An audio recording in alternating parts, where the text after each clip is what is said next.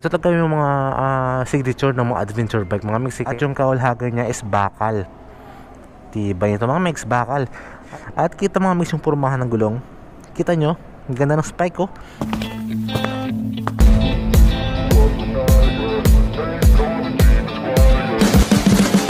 You can see the writing on the pavement.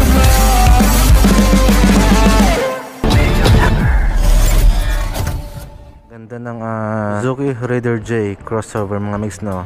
So siyempre FI na yan, 125cc. 125 ba to? Ayun, 125 siya mga mix. Ang ganda ng porma, no. So ngayong araw ito mga mix ay nandito po tayo sa Suzuki Dismarketing GA Clarin, Tagbilaran City. Dahil ngayong araw ito mga mix ay may bago sila na motor dito. Bagong motor ngayong 2023 nilabas ni Suzuki mismo ngayong 2023. So kung ikaw mga mix ay mahilig ka sa mga adventure or mahilig ka sa mga loop, mga Philippine loop or mag endurance ka man, pero gusto mo ng motor ay yung pang komportable talaga siya, ayaw mo ng scooter or mga underbone or mga big bike, gusto mo yung adventure bike talaga, yung palang kagaya ng mga BMW, kita nyo yun. Pero syempre hindi abot kayo ng bulsa dahil alam naman natin na sobrang laki talaga ng mga displacement ton, especially yung presyo nito. Kaya naman ito mga mixi Suzuki may ginawa po siya na isang adventure bike na for sure mga mixo na magugustuhan nyo talaga yung presyo at yung specs nito. At syempre mga megs, yung motor na ito ay 250cc lang po. Narinig nyo? Adventure bike 250cc. Ito yun mga megs.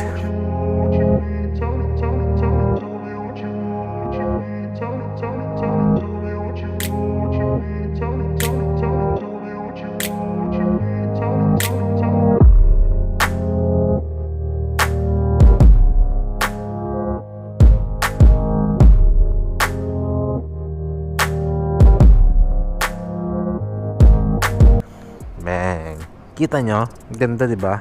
Parang masabi mo na parang enduro bike kasi ang laki ng gulong niya sa harapan, 19 inches yung size ng kanyang mags dito. Pero mga mix, ito mga mix yung adventure bike ni Suzuki, yung kanilang V-Storm SX na 250cc. Ang lupet. Kanina mga mix, no, nung pumasok talaga ako ay napa-attract talaga sa akin yung motor na ito dahil sobrang laki ng mga megs. Parang pwede rin to na pangsali mga mix sa Ironman. So mga mix, no, yung motor na ito ay naka dual channel ABS po ito. Ibig sabihin, naka ABS sa front at naka ABS din po sa rear. Yung front brake niya ay naka ABS at yung rear brake niya ay naka ABS mga mix. Naka dual channel ABS po yan mga mix. 250cc yan mga amigo. Siyempre mga amigo, sa kanilang V-Storm SX250 ay punta na tayo kagad sa presyo. Pero siyempre, hindi ko muna sabihin yung presyo nito. Punta muna tayo mga megs kung gaano ba kalakas yung motor nito. So yung kanilang V-Storm na 250 SX ay meron po itong 19.5 horsepower with 9,300 RPM with a max torque of 22.2 Nm, 7,300 RPM. At syempre mga megs, yung engine nito ay naka single cylinder po ito, naka 4 stroke, 4 valve at naka single overhead camshaft sa mga megs. So parang same lang siya ng engine ng aking PCX 160, pero yun nga lang, no, nasa 249cc po ito. Yung exact niya talaga na displacement is 249cc. At yun din mga amigo, no, yung kanyang fuel tank capacity pa nito ay nasa 12 liter. At siyempre kung malaki yung mailagay mo na gas sa tangke niya, ay siyempre malayo yung mararating mo. Kaya yun mga amigo, no, dito tayo magsimula mga amigo sa kanyang napakaangas laga ng nguso or sa kanyang headlights dito. Parang titingnan yung mga megs, para sang isang alien na insekto na parang naalala ko dito yung tipaklong. Dahil dito mga megs, kita nyo ba dito, ang haba dito. Ito talaga yung mga signature ng mga adventure bike mga mix. Kahit nakikita nyo sa mga BMW na mga design nila, ganito talaga yung mga pormahan yung mga ginagamit ng mix sa Ironman, diba? Ganito talaga siya mga megs, may mga nguso talaga siya. Siguro hindi ko alam kung anong purpose ito, siguro dahil sa pampasira sa wind, no? para siyempre sumusulong ka, kaya ito dito maghiwala yung hangin, tsaka dito sa kabilaan, di ba? So dito mga mix sa kanyang front headlights, kita nyo ay naka fully LED na po yan. So yung kanyang front headlights dito parang same sa design ng kanilang mga Gixxer na 250 at yung kanilang 150. Pero mga mix, so yun nga lang sa kanyang signal lights dito ay halogen. Yan, halogen sa mga megs. So nagpe-play siya, ibig sabihin hindi siya mali mag-crack dito. At yun din mga amigo, no, yung kanyang windshield dito. So naka-clear po yung kanyang windshield dito. Yan, kita nyo man, napaka-klaro, diba? So yun nga lang, no, maliit lang siya. Siguro pwede rin siya ma-adjust mga misto, pwede siya mapababa at pwede siya mataas. So yung ito naman, yung design niya dito is magaspang style. So hindi siya glossy, kaya naman iwas siya sa mga gas-gas dito. Dito mga misto sa kanyang front fender, ang laki ng kanyang front fender dito. Yun, malutong sa mga megs, ibig sabihin hindi siya madaling mag-crack dito. Tapos may design niya dito, you know, kita nyo yung signature na logo niya, Kobe Bryant, parang ganun sa mga megs yung design dito. Telescopic fork siya sa kanyang front suspension, saka ang tataba ng kanyang front suspension dito, meron siyang reflectorized para kita-kita tayo sa gabi mga megs, no? Kita-kita tayo sa gabi. So dito naman mga megs sa kanyang front brake ay naka-disc brake po ito with ABS yan mga megs, naka-ABS na po yan. Yung size naman ng kanyang disc brake dito ay nasa 4.5 mm with ABS na yan mga megs na features. Yung brand ng kanyang caliper dito is Bypre. So alam naman natin na when it comes sa mga brand ng mga ganito ay hindi talaga mapapahuli yung Bypre. Napakaganda ng quality nito mga megs. Ganda mga megs, sobrang laki ng kanyang front tire dito. Dahil yung size mga megs ay nasa 100 by 90 at 19 inches yung size ng kanyang mags dito. So, ano sa megs, no? Matte siya mga megs, matte. Hindi siya glossy. Tapos dito sa gitna, magaspang style siya. Ganda. Siyempre mga megs, tubeless na yan. At yung brand po nito ay MRF. Yung brand ng gulong niya. Makita mo mga megs na pang adventure talaga siya. Pwede siya idaan sa mga putik talaga, you know, dahil sa porma ng gulong niya dito. Ang daming mga spike. Ganda mga megs. Parang masabi rin natin na naked bike to, adventure bike na naked bike, dahil kita rin kasi mga megs yung kanyang mga engine dito. Pero mga megs, huwag mabahala dahil meron siyang cowl hugger, at yung cowl hugger niya is bakal. Tibay nito mga megs, bakal. At mga megs, yung nagustuhan ko mga megs yung porma ng kanyang engine dito, dahil yung design niya is parang pang Raider na 150. Kita nyo yung may kulay brown dito. Kita nyo yung pormahan ng engine ng Raider, diba? Napaka-astig talaga ng porma ng engine ng Raider. Kaya ito parang ginaya nila. Kaya naman napaka-astig din talaga ng motor na ito. Dito na portion, daming mga lining, kaya naman napaka-sexy talaga. Ito yung gusto ko eh. Ano? Ang sexy, man. Yan, kitang-kita mga mix yung kanyang mga guhit-guhit dito. Ito, magaspang style. Tapos dito may glossy black. What? May decals na SX250. Siyempre mga mix, this motorcycle ay powered by CS. So naka Suzuki oil cooling system. So automatic na meron na po itong cooling. Kaya naman kahit na manglong ride ka, walang ka problema, hindi ka maaberya. At siyempre with Suzuki Eco Performance. So kapag sinabi natin na Eco Performance, friendly siya sa ating kapaligiran. Wala pong usok yung ating tambutso. No, ang ganda ng porma ng kanyang elbow dito sa tambutso niya is matte black, kaya naman wala ka na pong bahala pag sa mga kalawang. Ganda dito mga mix, no? Tsaka yun mga mix, no? Ang tibay ng kanyang front fender dito, plastic na fiber talaga siya. Di mo na kailangan pa na-extend dahil mahaba naman siya at malaki siya mga mix, malapad. Dito sa tangke niya, ang laki ng kanyang tangke dito. So nasa 12 liter. Tapos may cover siya na parang damit para to protect po dito. Dahil minsan kasi may mga makulit na bata, nilalagyan ng walis tingting yan mga megs. Tapos may maliit na logo ng Suzuki. Ganda dito mga megs. So iwas gas-gas siya mga megs, no, dito.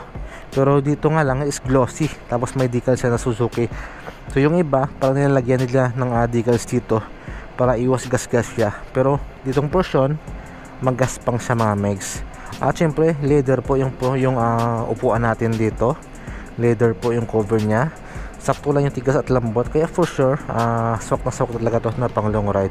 So malapad siya mga megs, siyempre naka grab bar na siya at handang handa na siya kung mayroon kang top box. Ayan o, meron siyang butas butas dito. At mga megs no, XS, may nakalagay na XS dito. Naka fully LED siya mga megs, pero sa signal lights halogen siya.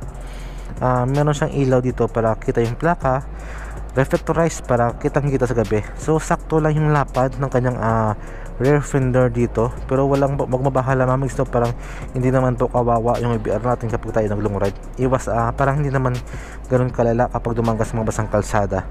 At kita mga megs yung pormahan ng gulong. Kita nyo, ang ganda ng spike ko. Yung size naman ng gulong niya sa likuran mga megs ay 140 by 70 at 17 inches yung size ng kanyang mags. So sa rear tire is 17 inches at sa front ay 19. So maliit to mga megs. At syempre naka disc brake na yan at meron na po yung ABS. Bypre rin po yung size ng kanyang Bypre din po yung brand ng kanyang caliper dito. Syempre mga megs, naka swing arm. Ang laki ng swing arm natin at naka monoshock yan mga amigo naka monoshock, kaya naman ganda din talaga ng play ng kanyang rear suspension dito. So yun mga amigo no, ito yung mga muffler na hindi mo na kailangan pa napalitan. Ganda ng pormahan. So maiksi sa mga mix no, maliit siya, pero dito sa likuran palapad tapos panliit. Pag ganun siya, parang pag ganun siya mga mix yung pormahan niya. So meron siyang bakal na heat guard to protect po sa mga batang mga kulit, iwas paso siya. Yan, may plastic na fiber dito, may halo siya. So para sa OBR natin, meron siyang alloy dito. Yan. So iwas kalawang na siya mga amigo no. So sa apaka naman sa ating rider, yan, tigoma siya para komportable yung long ride natin. Iwas bawas ramdam sa vibration. Dahil alam naman natin mga mis na lahat naman talaga ng motor ay may vibration yan dahil may engine kasi yung motor natin, kaya expected na talaga yan.